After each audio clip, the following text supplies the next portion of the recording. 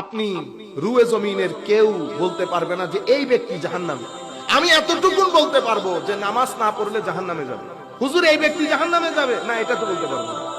তাহলে নামাজ না পড়লে, হ্যাঁ নামাজ না পড়লে জাহান্নামে। এই ব্যক্তি না, এই ব্যক্তি জাহান্নামে কিনা বলতে পারবো না। কেন? কারণ কোন কারণে কোন ব্যক্তিকে কোন সময় আমার আল্লাহ ক্ষমা করে দেয় আর কারে ধরে রাখে না আমি জানি না, আপনি জানেন। সেই কারণে অহংকার না, সেই কারণে অহংকার না। ভদ্রতা যার ভিতরে যত বেশি, আল্লাহর রহমত প্রাপ্তির সম্ভাবনা তার জীবনে তত বেশি। আমরা কেউ আমাদের ইবাদত রিয়াজত দিয়ে ব্যস্ত যাব না, আমরা আল্লাহর রহমত দিয়ে ব্যস্ত যাব। কিন্তু রহমত পাবেন কেমনে? ঘরে বসে থেকে না। রহমত পাওয়ার একমাত্র উপায় হচ্ছে ইবাদত। মনে রাখবেন, আমরা যখন বলবো লা তা'বুদু ইল্লা লিল্লাহ, আল্লাহ ছাড়া কারো ইবাদত না, তো শুধু ইবাদতের মধ্যে যদি শুধু এই কথা উল্লেখ থাকে তো মনে করবেন ওই জায়গার মধ্যে আমার নবীর ইতাআত, ইত্তেবা এবং কোরআনের ইত্তেবা সবকিছু আল্লাহর ইবাদতের মধ্যে নিহিত আছে। কারণ আমার নবী বাদে আল্লাহর ইবাদত হয় না। আমার নবী যেভাবে বলেছেন সেভাবে করার নামে ইবাদত। আপনি রুকু আগে দিয়ে দিলে, রুকু আপনি যদি বলেন যেন সিজদার পরে রুকু দেই, ইবাদত হবে? হবে না। ওখানে আমার নবীর ছাপ থাকতে হবে, যে আন্দাজে আমার নবী বলেছেন। সেই আন্দাজে না থাকলে আল্লাহর দরবারে ইবাদত পর্যন্ত কবুল হয়। আপনি আপনার নবীর শান হিসেবে আপনি আপনার নবীর দরবারে দরুদ পাঠান।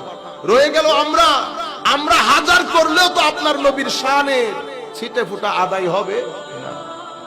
কিন্তু উম্মতের মধ্যে একটা দুরবস্থা হচ্ছে, এখানে একটা মেন্টালিটি হয়ে গেছে আবু জেহেল, আবু লাহাব।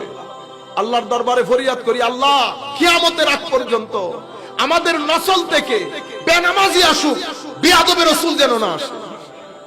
আল্লাহ আমার নবীর সাথে বিয়াদবি করা ব্যক্তি মেন্টালিটি, আউলিয়ায়ে কেরামের নিসবতের সাথে বিয়াদবি করা ব্যক্তি যেন আল্লাহ আমাদের নসলের মধ্যে না আসে কিয়ামত পর্যন্ত। কেন? আমার ভাইরা, এক ব্যক্তি পুরো জিন্দেগি নামাজ পড়ে নাই, আপনি রুয়ে জমিনের কেউ বলতে পারবে না যে এই ব্যক্তি জাহান্নামে।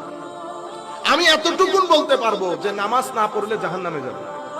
হুজুর এই ব্যক্তি জাহান্নামে যাবে না, এটা তো বলতে পারবো না। তাহলে নামাজ না পড়লে, হ্যাঁ নামাজ না পড়লে জাহান্নামে। এই ব্যক্তি না, এই ব্যক্তি জাহান্নামে কিনা বলতে পারবো। কেন? কারণ কোন কারণে কোন ব্যক্তিকে কোন সময় আমার আল্লাহ ক্ষমা করে দেয় আর কারে ধরে রাখে না আমি জানি না, আপনি জানেন। সেই কারণে অহংকার না, সেই কারণে অহংকার না। ভদ্রতা যার ভিতরে যত বেশি, আল্লাহর রহমত প্রাপ্তির সম্ভাবনা তার জীবনে তত বেশি। আমরা কেউ আমাদের ইবাদত রিয়াজত দিয়ে ব্যস্ত যাব না, আমরা আল্লাহর রহমত দিয়ে ব্যস্ত যাব। কিন্তু রহমত পাবেন কেমনে? ঘরে বসে থেকে না। রহমত পাওয়ার একমাত্র উপায় হচ্ছে ইবাদত। মনে রাখবেন, আমরা যখন বলবো লা তা'বুদু ইল্লা লিল্লাহ, আল্লাহ ছাড়া কারো ইবাদত না, তো শুধু ইবাদতের মধ্যে যদি শুধু এই কথা উল্লেখ থাকে তো মনে করবেন ওই জায়গার মধ্যে আমার নবীর ইতাআত, ইত্তেবা এবং কোরআনের ইত্তেবা সবকিছু আল্লাহর ইবাদতের মধ্যে নিহিত আছে। কারণ আমার নবী বাদে আল্লাহর ইবাদত হয় না।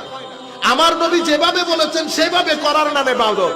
আপনি রুকু আগে দিয়ে দিলে, রুকু আপনি যদি বলেন যেন সিজদার পরে রুকু দেই, ইবাদত হবে? হবে না।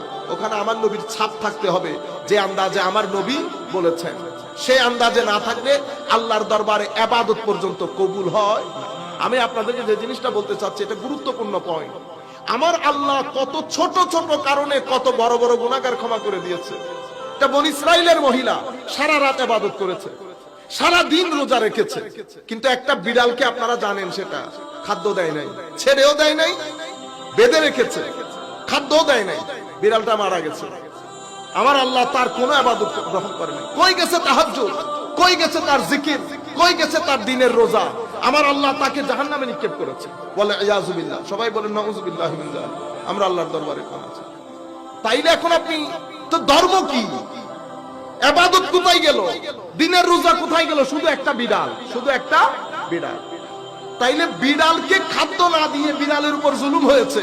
বিড়ালের উপর জুলুম হয়ে ইবাদত রোজা দিয়ে জান্নাতে যাইতে পারি নাই, মানুষের উপর জুলুম করে জান্নাতে চলে যাব? ইম্পসিবল। তাহলে আমরা কি বোঝাতে চাই? দ্বীনের কনসেপ্টটা পরিষ্কার হওয়া দরকার।